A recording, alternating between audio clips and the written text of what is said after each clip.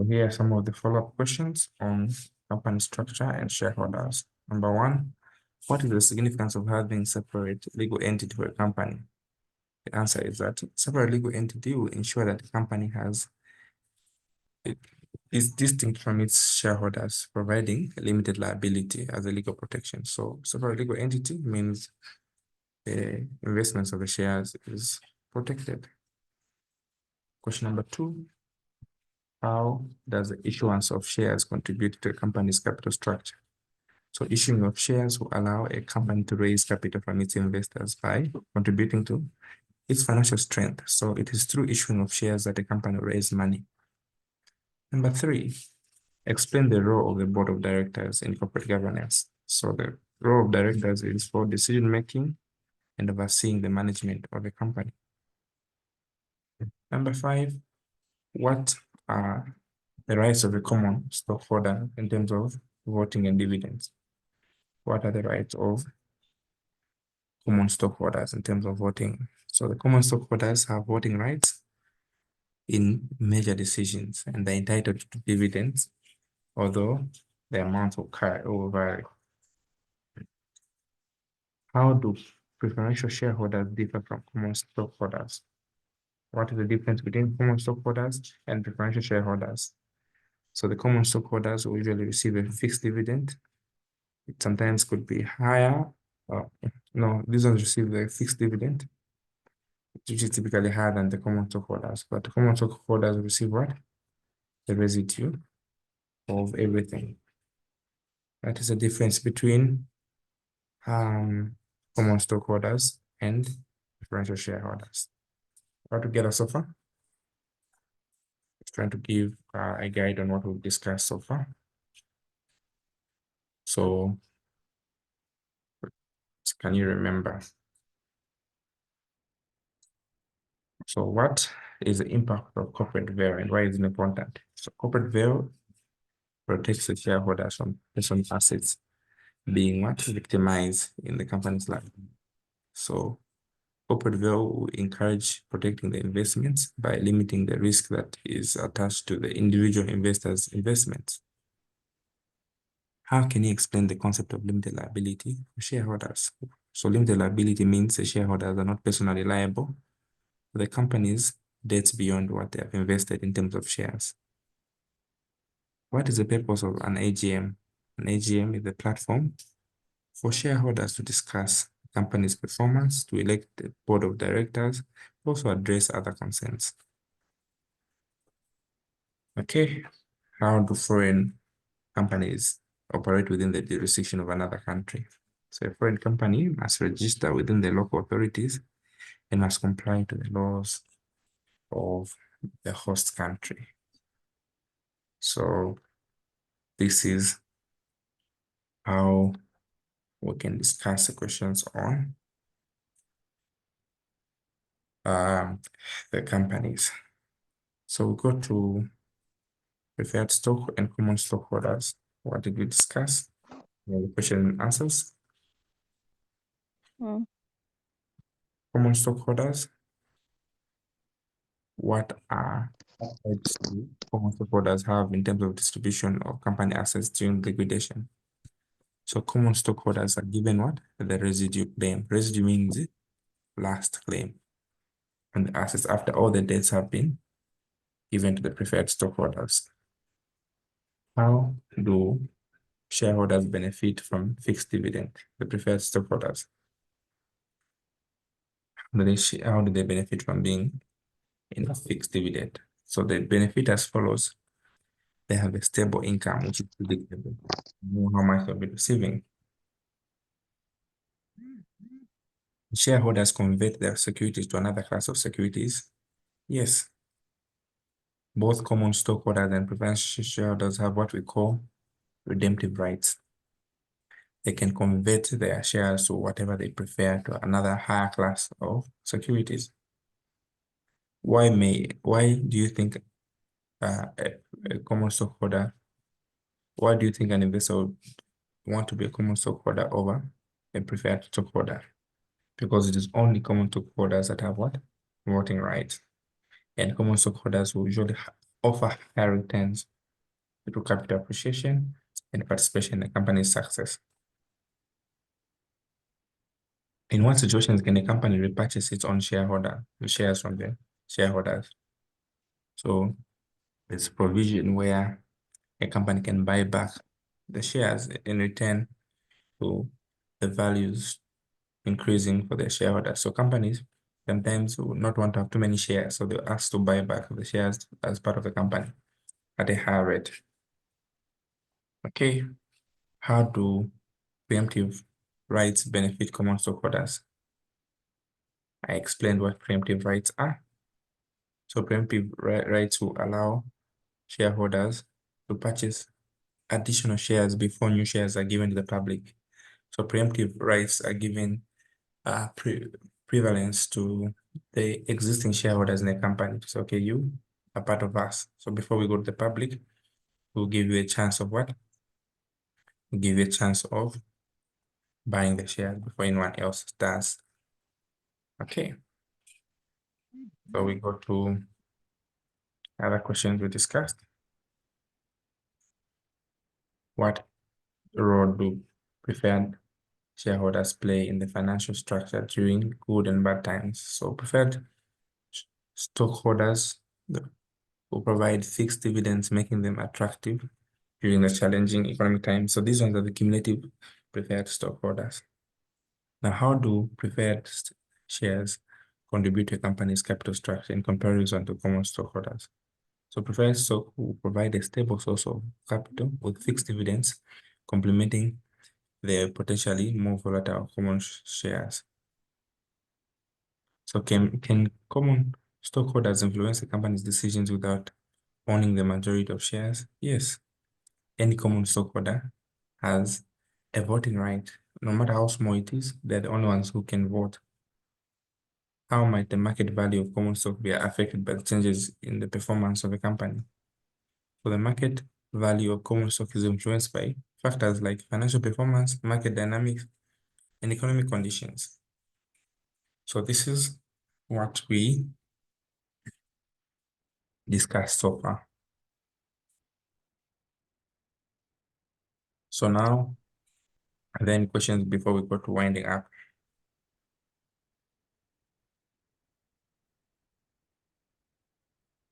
Mm.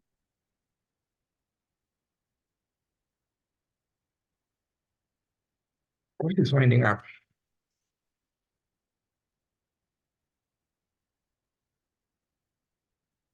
Mm? What is wind up?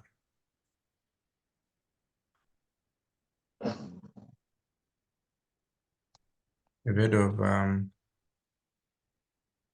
winding up or liquidation. No.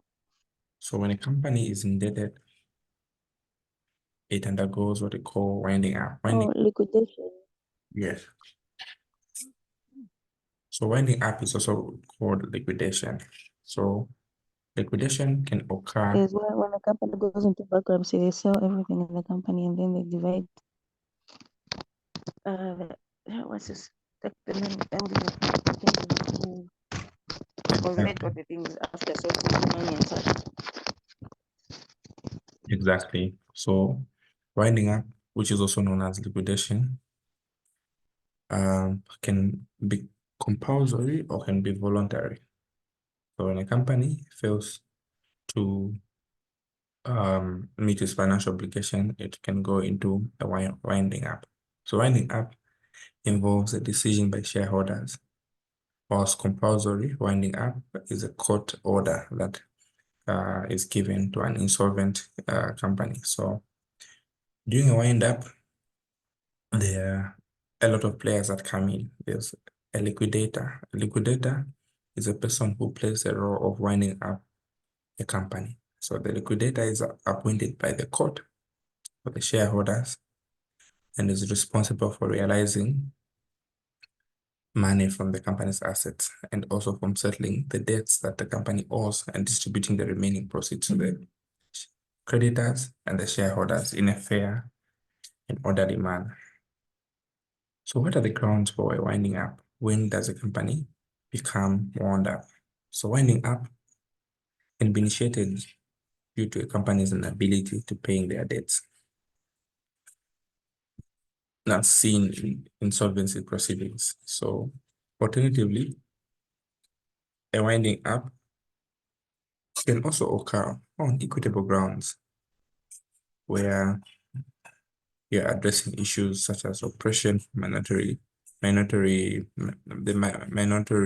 shareholders or government or management fails to agree on some things. They can just say, let's just close the company. So these are grounds upon which we can wind up. So a creditor protection is another issue that can call for a winding up.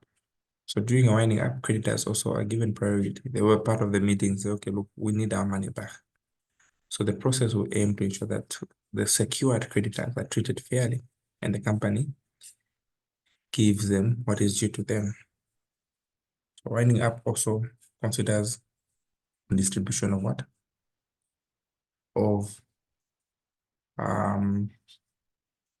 funds from the collections. So what is involved in the distribution? So once the debts and liabilities have been settled, any surplus should be distributed to the shareholders. So the distribution is generally done according to their shareholding. So whoever has more shares has been given more, providing a return on what they put in courts intervention. So in some cases, the courts may usually intervene during the winding up process to address disputes, to address issues that will ensure fair treatment. Everyone who's a stakeholder is treated fairly. So court usually make orders that may be required for certain actions, and the court will oversee the process and make sure that the standards are upheld. Residue claim of the shareholders. So we said we have shareholders who have a residue claim, and these are the common stockholders. So after everyone else has been paid, the common stockholders will receive their shares that are remaining after the debts have been cleared. And so this claim is a key aspect of liquidation. The dissolution or removal of the registrar. So after the winding up process is completed, the company is finally dissolved. So this means that its existence has now extinguished. The registrar of companies will now remove the company from the register and to make it no longer what? Legal. So we talked about two types of winding up. We have a voluntary, creditors voluntary winding up and a compulsory winding up. So when we have a creditors voluntary winding up, this is where the creditors now initiate the winding up process of the company that is unable to meet their obligations. So they meet together to say, look, we're being owed by this company, all of us. So these creditors will now appoint a liquidator who will oversee the realization of the assets to be distributed. So they say, okay, let us find somebody who is fair. So we also talked about another type of winding up, which is called a voluntary winding up. So voluntary winding up is where shareholders will choose voluntarily to say, okay, we have failed to meet our objectives as a company, so let's terminate the operations and let us pass a resolution by appointing a liquidator who give us back our money. Now, we also need to understand that the cases that you need to know under this topic of winding up and how they are appropriate, we make them appropriate. So we'll look at a few cases that will help us, like the Salmon case. Remember the Salmon case? It has been used in many instances. So let's look at, so it's one of the fundamental cases under company winding up. I'm not really ready to detail the salmon case. So the salmon against salmon, here the House of Lords established a fundamental principle regarding separate legal entity. So Mr. Salmon had incorporated a company to take over his existing business as a sole trader. So he held the majority of shares and also acted as a managing director. Now, when the company faced financial difficulties, it eventually went into a liquidation. Now, what do we learn from those key principles? So here, the significance of this case lies in the affirmation that the company was separate from the owner. So the House of Lords ruled that once a company is legally incorporated, it becomes independent legal entity, which is distinct from the shareholders and the directors who serve. So this means that the liabilities of the company were not automatically the liabilities of the shareholders, except to the extent of their investment. So in this case, someone against someone in company, it is often cited context of winding up because this case reinforces that concept that during the liquidation process, the company's assets and liabilities were different from the owner, someone. So the case here emphasizes the protection of the shareholders' limited liability. So people who sued him, they wanted to get his personal belongings. But this company, the House of Lords, held that no. In this case, the implications are that his personal belongings are protected because he converted the company, which was a sole trader initially, into limited company. So you need to have this case in mind. So what are the implications of the ruling? So this case found that the impact of the corporate law emphasized the importance of recognizing the corporate veil. So we treated the company separate from the personal belongings. So understanding the principles here is critical in discussing winding up because it reinforces the notion that during liquidation, the company's assets and liabilities are dealt with independently. So this is a key evidence of separation of two distinctive legal entities. Are we together? Yes. So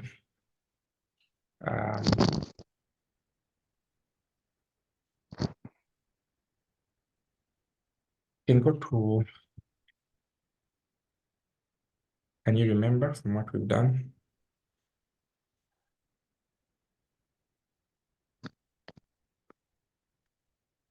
Can we go to, can you remember what has been done? So we can see whether we've understood. Yes. Okay. Somehow. Let's start. Okay. So question number one.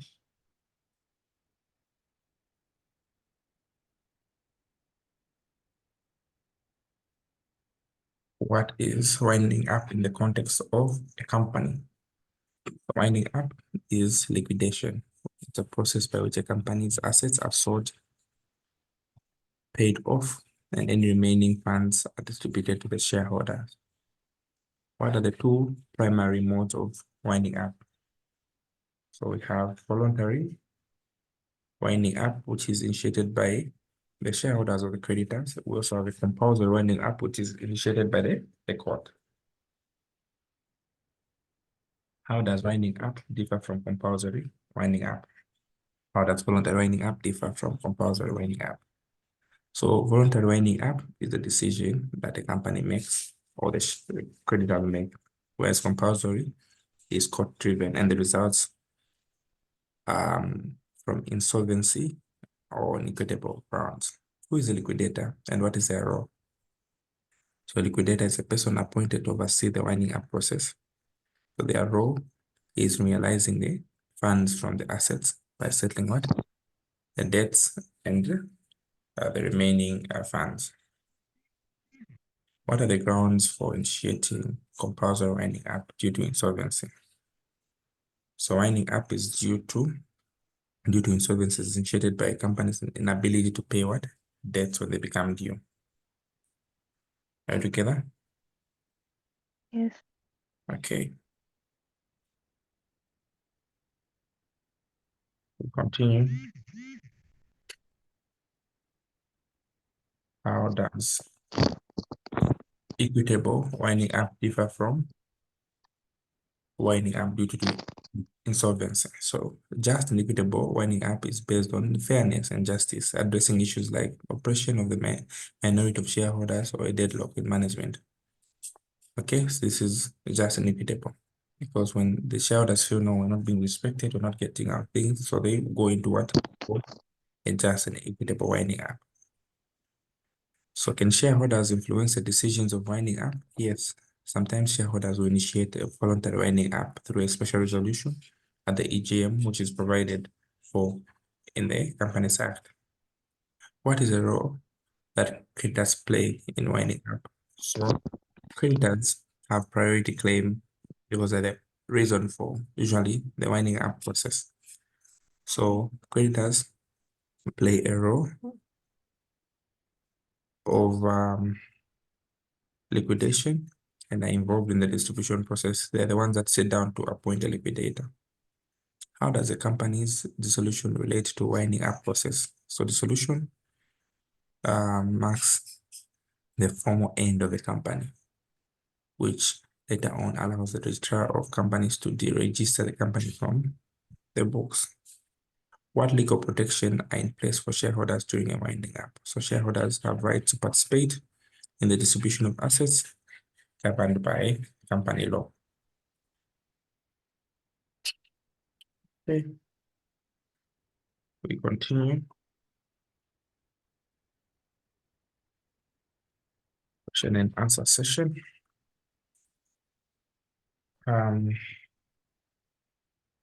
Can a company continue its operations during the winding up process?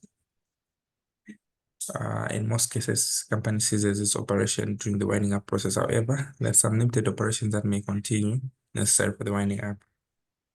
How does voluntary winding up by the shareholders differ from voluntary winding up from the creditors? So under the shareholders, they make a decision, but under the creditors, the company is insolvent.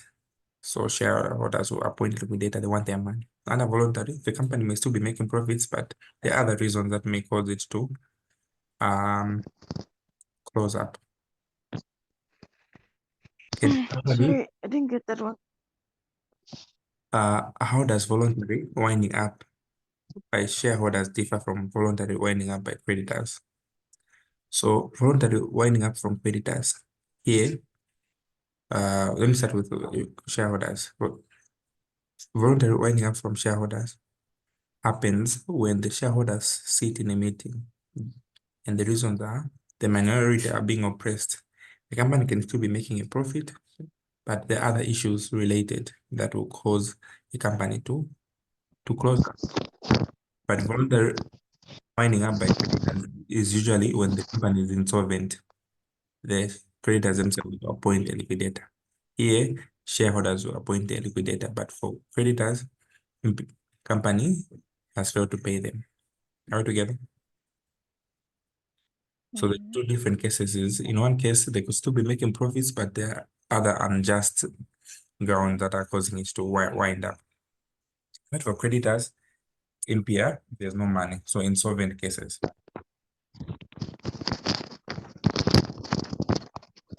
The question is, can a company be wound up if it's still financially sound? Yes. On equitable and just grounds. So a company can be wound up voluntarily by the what? Shareholder.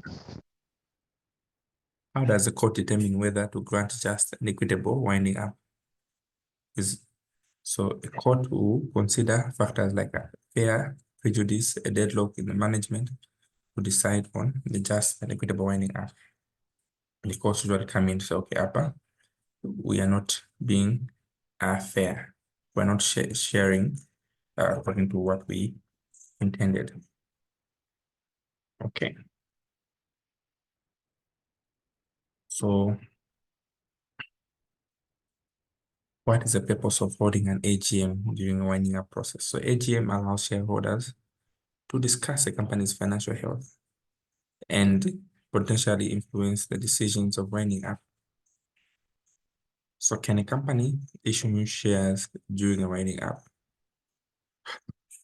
So no, issuing new shares during winding up is not a standard practice because you can't create new wealth just to allow to pay your debts. You can't. How does the court intervene in the winding up process? The court may intervene by ensuring there's fair treatment of the stakeholders and will actually appoint a liquidator who will oversee the winding up process. What is the significance of AGM in the context of winding up? AGM will provide a forum for shareholders to discuss the financial health that will affect decisions related to winding up. Are we together? So Mm.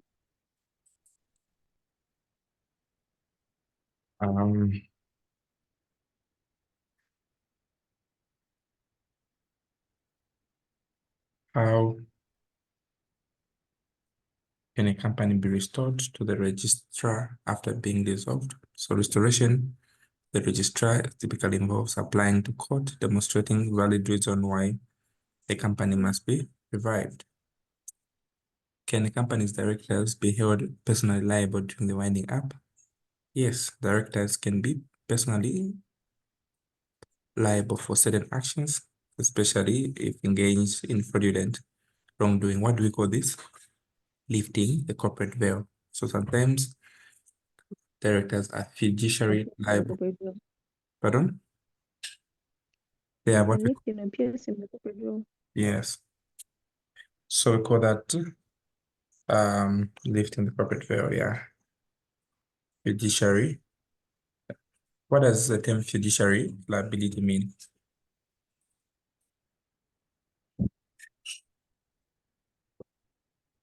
So what is the order? What is the order of priority in distribution of assets during a winding up?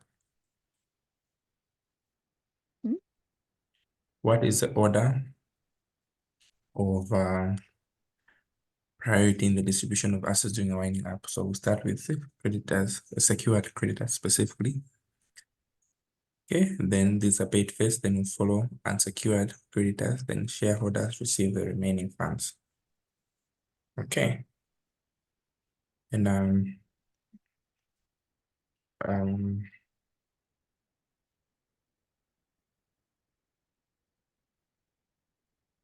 how does winding up impact employees in a company? So employees are entitled to claim of certain amounts such as unpaid wages from the company during the liquidation.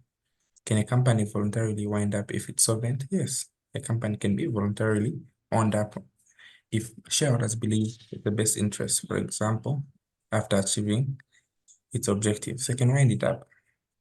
What is the role of Companies Act in governing the winding up process? The Companies Act sets out a legal framework for the procedures of winding up, ensuring that there's compliance and protection of the shareholders. How does the process of winding up affect creditors? Okay.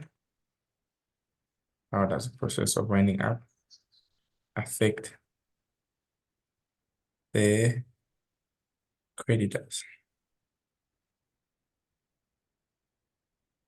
So I think I've answered most of the questions that we needed to. And winding up. So I mentioned the concept of what? Fiduciary liable. What does it mean to be fiduciary liable?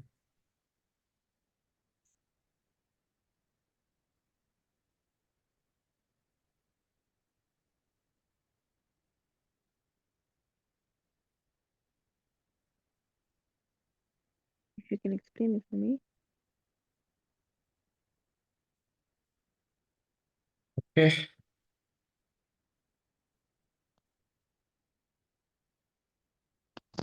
So there's a concept that we call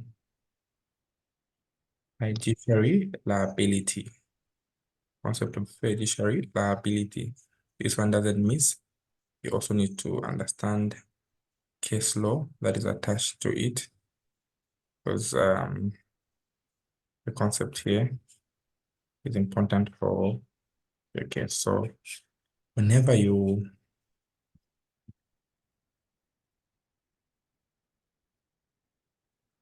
the concept of fiduciary liability refers to the legal responsibility and potential liability faced by individuals or entities in positions of trust and confidence. These are called fiduciaries. So fiduciaries are obligated to act in the best interest of those they serve. So for instance, if you are taken to the hospital and you are being treated by a surgeon, so a surgeon is in charge of the bed at the hospital.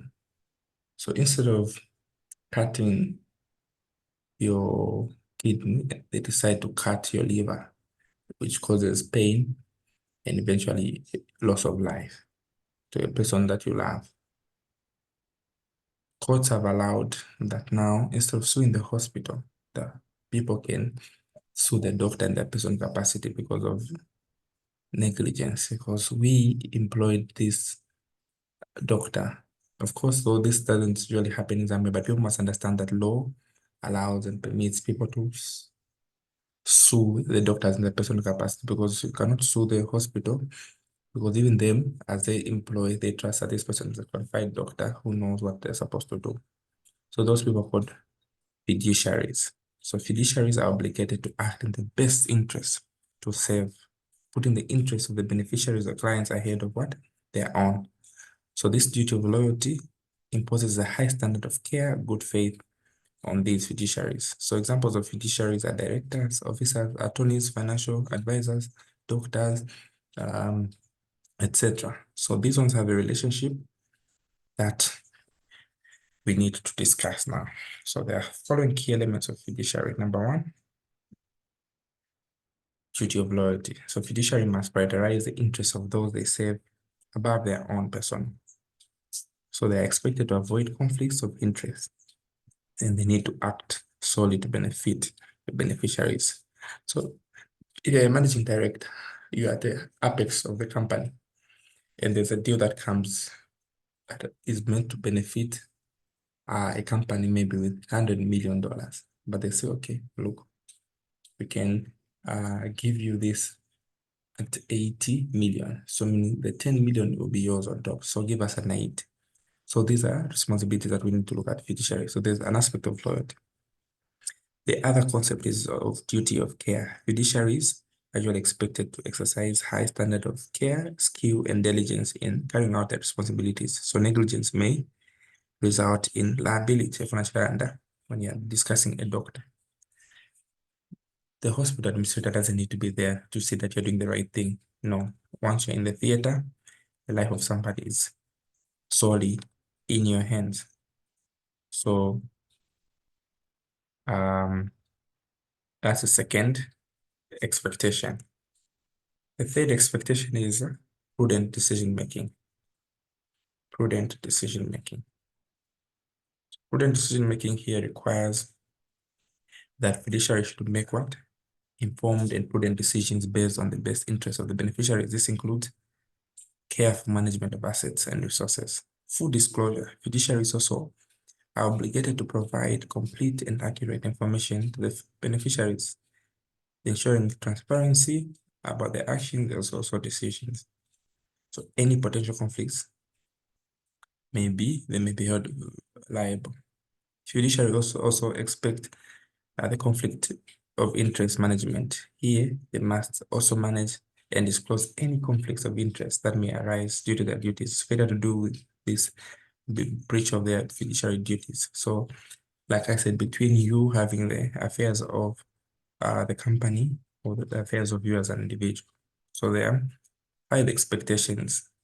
Number 1, duty of loyalty. Number 2, duty of care. Loyalty means you need to what? Prioritize the interests of those that you serve and you last. Put others first and you last. Duty of care you are expected to exercise high standard of care, skill, and diligence, because this is your expectation. Any recklessness will result into liability. Then prudent decision making. You need to make the best decision based on your knowledge and capacity. So you must make informed decisions that will benefit the beneficiaries. Okay, this is number 3. Number 4, you need to disclose all information that is needed, not partial information. It should be complete, be accurate. Remember the characteristics of good information. It must be time-based, so you need to ensure that there's transparency about your actions. Then also, number 5, conflict of interest management. So you should disclose, you should recuse yourself if there's a conflict of interest. Sometimes you may not give the best decision, you may either disfavor yourself or favor others. So you're expected to recuse. That is a legal term that we use. When you discover that there's a conflict of interest, you need to recuse yourself. Now, what are some of the case laws that we can discuss in this? So we have case law of Donahue versus Ford Electro type company. In this case, the Supreme Court addressed the fiduciary duties of the corporate directors to the shareholders. And here, the court held that the directors owe loyalty to the shareholders and must act in good faith to promote the best interests of the corporation and its shareholders. So the facts relate to the sale of a company to another corporation without informing or seeking approval from the minority of shareholders. So the minority of shareholders alleged to breach of fiduciary duty. So in this case, the court made a decision that emphasized that the duty of loyalty was owed by the directors to the shareholders. It was held that the directors, in their capacity, they breached their fiduciary duty by failing to act in the best interest of the shareholders by not disclosing the sale. They sold this company without the consent of the minority. Now, in this case, it is notable, illustrating that there's an importance of fiduciary duties in the context of corporate law. So it is established that directors had a fiduciary duty to act in good faith and loyalty, emphasizing the need for transparency. So they sold this company without the consent of the actual owners. So in this case, they also owed what?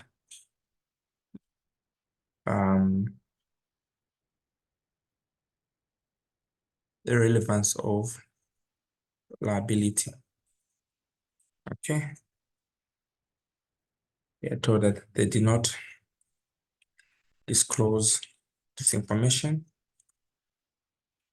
and also aspect of relevance.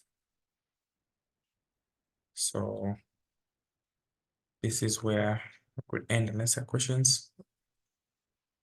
So understanding fiduciary liability is crucial for individuals in positions of trust and confidence. So it underscores the legal and ethical obligations that come with such roles. It serves as a reminder that fiduciary must always prioritize the interests of those they serve. So this is under fiduciary responsibilities. Okay. Are there any questions?